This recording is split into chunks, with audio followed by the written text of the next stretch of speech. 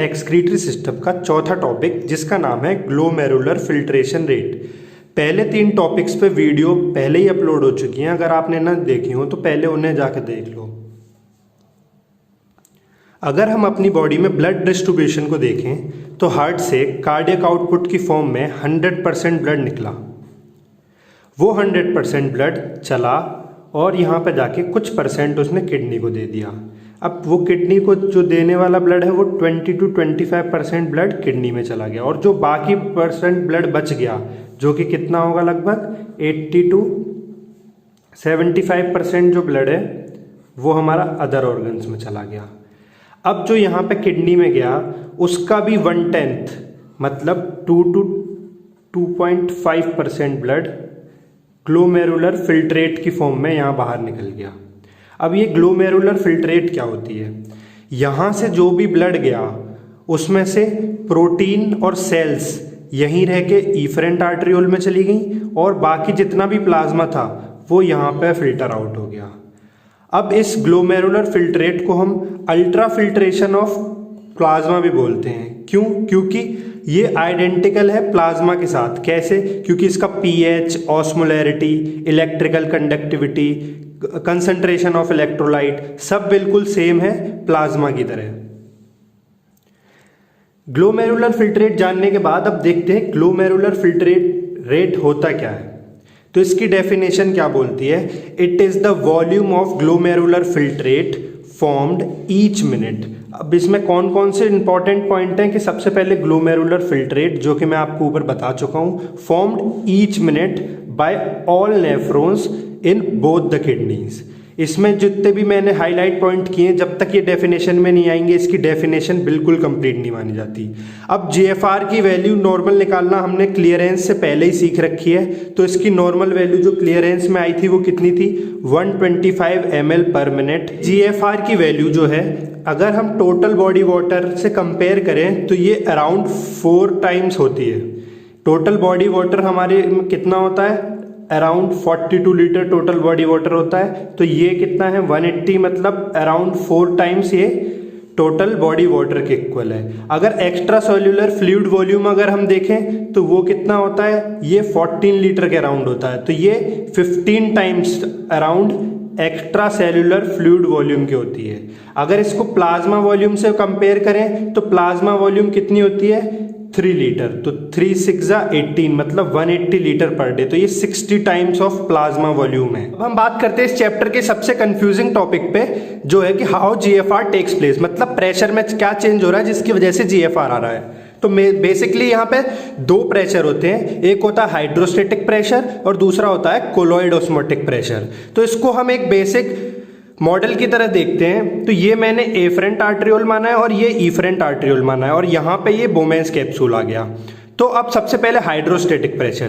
तो यहाँ पे जितना भी प्लाज्मा प्रेजेंट है, मतलब यहाँ पे जितना भी फ्लूइड प्रेजेंट है, उसकी वजह से लगने वाला इसकी वॉल्स पे प्रेशर। तो अब हर जगह वॉल पे प्रेशर लग रहा है यहाँ पे, लेकिन बेसिकली वो प्रेशर कहाँ काम करेगा? यहाँ ये पोडोसाइट सेल अगर मैंने यहाँ मानी तो यहाँ पे काम कर रहा है। तो ये है हाइड्रोस्टेटिक प्रेशर। दूसरा देखते हैं कोलॉइड ऑस्मोटिक प्रेशर। अब कोलॉइड ऑस्मोटिक प्रेशर क्या, कौन सा प्रेशर होता है? जो इसके अगेंस्ट में काम कर रहा है, और किसकी वजह से काम कर रहा है? प्रोटीन की वजह से। तो अगर ये प्रेशर यहाँ प्रेजेंट प्रोटीन की वजह से, मतलब बोमेंस कैप्सूल में प्रेजेंट प्रोटीन की वजह से लग रहा होगा, तो इसको हम सीओपी बोमेंस बोलेंगे। और अगर ये प्लाज्मा प्रोटीन की वजह से इधर काम कर रहा होगा तो हम इसको colloid osmotic pressure of capillaries बोलेंगे। अगर हम बात करें इफेक्टिव फिल्ट्रेशन प्रेशर की, तो वो हम कैसे निकालते हैं? इफेक्टिव फिल्ट्रेशन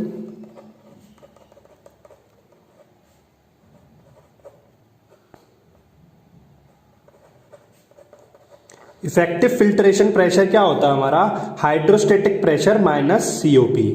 अब इसको हम डायग्राम के थ्रू अगर बना के देखें तो ये हमने वही जो मॉडल में दिखाया था अभी, ये नीचे हमने बोमेंस कैप्सूल बना दिया। अब देखते हैं सबसे पहले हाइड्रोस्टेटिक प्रेशर जो कहाँ से कहाँ लग रहा होगा? जो कैपिलरीज लगा रही होंगी। तो ऑब्वियस सी बात है कि यहाँ पे प्रेजेंट फ्लूइड जो इसकी वॉल पे लगा रहा है, कैपिलरीज पे लगा रहा है, उस प्रेशर को हमने क्या बोल दिया? पी कैपिलरी, मतलब hydrostatic pressure due to capillary. अब यहाँ पे जो फ्लूइड प्रेजेंट है वो भी तो एक अपनी वॉल पे प्रेशर लगा रहा होगा, तो वो प्रेशर यहाँ लग रहा है, यहाँ भी लग रहा है, पर हमें यहाँ का देखना है, तो यहाँ ये इस प्रेशर को हमने क्या बोल दिया, P वुमेन्स कैप्सूल। अब आ जाते हैं कोलॉइड ऑस्मोटिक प्रेशर पे, जो कौन लगाता है, प्रोटीन। तो उस प्रोटीन की वजह से अगर हम यहाँ जो प्रेजेंट प्रोटीन है वो कहाँ लगाएगा, इसके अगेंस्ट, मतलब इधर लगाएगा, तो इसको हमने क्या बोल दिया, colloid osmotic pressure due to capillaries. अब एक प्रेशर जो इसके अगेंस्ट यहां लगा रहा होगा वो कौन लगाएगा, जो यहां प्रेजेंट प्रोटीन है, उसको हम क्या बोल देंगे, COP ऑफ वुमेन्स कैप्सूल। अब क्योंकि यहां पे कोई प्रोटीन प्रेजेंट नहीं है तो ये प्रेशर की वैल्यू 0 आ जाती है। तो अब अगर हम फॉर्मूले में देखें तो क्या था, effective filtration pressure P minus COP। अब जनरल मैथमेटिक्स में अगर हम नीचे वाले एरो को अगर हम पॉजिटिव मान लें तो ये अपने आप नेगेटिव हो जाएगा, तो ये भी पॉजिटिव, ये नेगेटिव। अगर फॉर्मूला में हम वैल्यू रखें तो सबसे पहले हम क्या लिखेंगे, PCAP माइनस PBOW, ये क्या हो गया, हाइड्रोस्टेटिक प्रेशर। अब इसको भी क्या माइनस करना है, किससे, कोलॉइड ऑस्मोटिक प्रेशर से। तो कोलॉइड ऑस्मोटिक प्रेशर सबसे पहले हमने किसका लिख दिया, COP कैपिलरीज, फिर माइनस में क्या आ गया, ये क्योंकि ऊपर जा रहा है तो COP वुमेन्स कैप्सूल। जब इसकी वैल्यू निकाल के देखते हैं तो इसकी वैल्यू आती है 10 mmHg, जो क्या हो गया हमारा इफेक्टिव फिल्ट्रेशन प्रेशर। अब हम इफेक्टिव फिल्ट्रेशन प्रेशर से GFR कैसे निकाल सकते हैं, तो इसका फॉर्मूला होता है कि GFR is equals to KF into effective filtration pressure. अब ये KF क्या है, KF है फिल्ट्रेशन कॉफिशिएंट।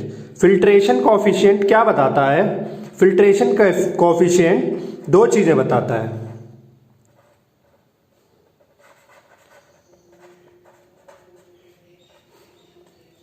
फिल्ट्रेशन कॉफिशिएंट हमें दो चीजों के बारे में जानकारी देता है। सबसे पहली है कैपिलरी सरफेस एरिया।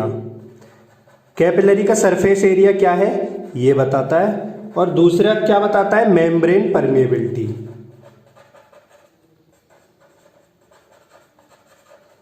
अब क्योंकि ये एक कॉफिशिएंट है तो इसकी वैल्यू फिक्स होती है, तो इसकी वैल्यू अगर हम यहां डाल दें जो कितनी होती है 12.5, और इफेक्टिव फिल्ट्रेशन की वैल्यू कितनी आई थी वहां से 10 mmHg, तो इसको हम निकाल के GFR निकाल सकते हैं, जो कि हमारा कितना आ जाएगा 125 ml/min। तो इससे हमने GFR भी निकाला।